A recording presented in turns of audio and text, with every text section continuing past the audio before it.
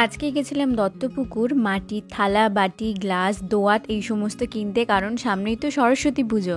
সেখানে গিয়ে কী কী জিনিস কিনলাম আর জিনিসগুলোর দাম কেমন সেগুলো সব শেয়ার করব আজকের এই ভিডিওতে। প্রথমে বলে রাখি কিভাবে আসবে। বারাসাত থেকে আসলে দত্তপুকুরে যাওয়া যে কোনো অটোতে উঠে যদি বলো যে পালপাড়া নামবে, তাহলে তারা নামিয়ে দেবে পালপাড়ায়। অটো থেকে নেমেই দেখতে পাবে আশেপাশে নানানটা দোকান আছে, তবে আমি বলবো যে আশেপাশের দোকানগুলোতে না গিয়ে একটু ভিতরে গিয়ে যেখানে ফ্যাক্টরি আছে সেখান থেকে জিনিসগুলো নেওয়ার চেষ্টা করবে।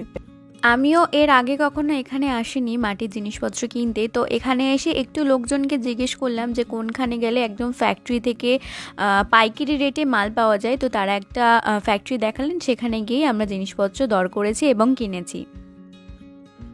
আমি মেনলি এসছি সরস্বতী পুজোর জন্য থালা গ্লাস দোয়াত এই সমস্ত জিনিসপত্রগুলো নিতে, কারণ এইগুলোকে আমি ডিজাইন করব, আমি সরস্বতী পুজোতে এই জিনিসগুলো ইউজ করব বলে।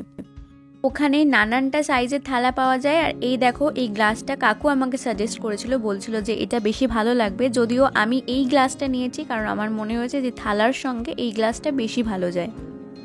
নানান রকমের ঘটি ঘড়া, তারপরে নানান রকম প্রদীপ, সমস্ত কিছুই কিন্তু ওখানে পাওয়া যাবে।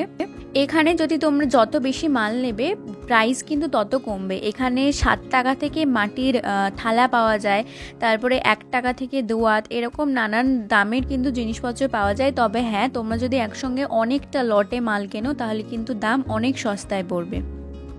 ওখানে গিয়ে দেখলাম যে এই কাকুটা দাঁড়ঘট বানাচ্ছে, এত সুন্দর পারফেকশনের সাথে বানাচ্ছে, আমার দারুণ লাগছিল দেখতে। আচ্ছা, কারা এই সমস্ত মাটির জিনিসপত্র বানানো দেখতে খুব ভালোবাসো আমাকে জানিও তো। এটা কিন্তু সত্যি ভীষণ স্যাটিসফাইং, দেখলে লিটারালি মন ভালো হয়ে যাবে। এখানে আসার সময় কিন্তু অবশ্যই ভালো ব্যাগ নিয়ে আসবে, কারণ এই সমস্ত জিনিসপত্র নিয়ে ব্যাগ প্রচণ্ড ভারী হবে। তো ভালো ব্যাগ না হলে রাস্তায় কিন্তু ব্যাগ ছিঁড়ে পড়তে বাধ্য। আচ্ছা চলো এবার তোমাদের দেখাই যে আমি কি কিনেছি। প্রথমে কিনেছি এই দুটো জলের গ্লাস, এই দুটোর দাম নিয়েছিল 10 টাকা করে।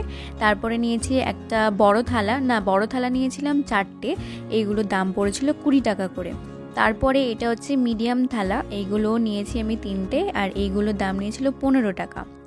তারপরে নিয়েছি আমি একটা ছোট থালা, এই থালাগুলোর দাম পড়েছিল কিন্তু 7 টাকা করে, এটা নিয়েছি আমি 3টে। তারপরে নিয়েছি দোয়াত, 5টা দোয়াত নিয়েছি, দোয়াতগুলোর দাম ছিল 1 টাকা। এছাড়া ডিজাইন করা দোয়াতও ছিল, তোমরা চাইলে সেটাও নিতে পারো। আমি যেহেতু বাড়িতে ডিজাইন করব সেই জন্য ডিজাইন করা দোয়াত আমি নেইনি। এই যে সমস্ত জিনিসপত্রগুলো দেখছো, এই সমস্ত জিনিস আমি নিয়েছি 150 টাকায়। আর তোমরা যদি এর থেকেও অনেক বেশি মাল নাও দাম কিন্তু আরও অনেক কম হবে।